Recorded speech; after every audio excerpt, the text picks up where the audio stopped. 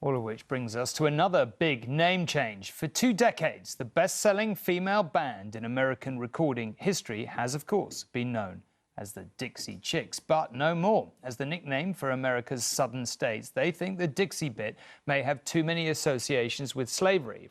So from now on, they will be known as just the Chicks. They told Nina why they'd made the decision. Gaslighter, big timer, repeating all of the mistakes of your father. A new song with female empowerment a theme, a new album, their first in 14 years, and now a new name.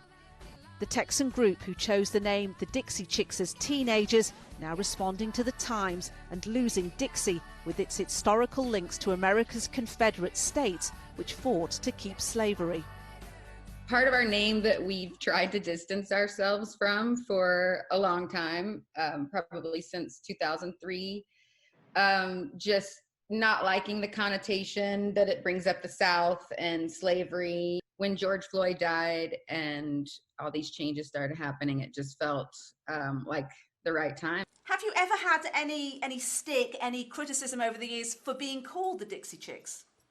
We would get criticism early on calling ourselves Chicks. No, the Dixie didn't get as much attention. It was more of an internal feeling we had.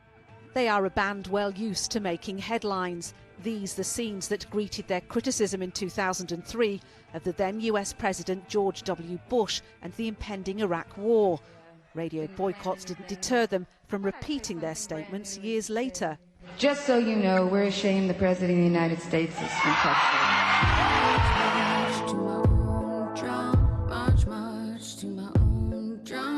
Nonetheless, after 13 Grammy Awards and an even longer break from recording, they are back with no intention of staying quiet.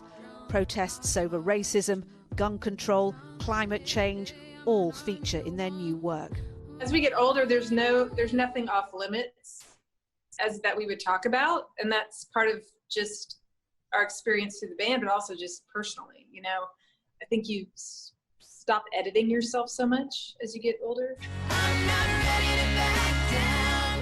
The change of name, are you worried at all about the reaction? I can promise you, anybody that still loves the Dixie flag and is holding onto the Dixie flag stopped liking us a long time ago.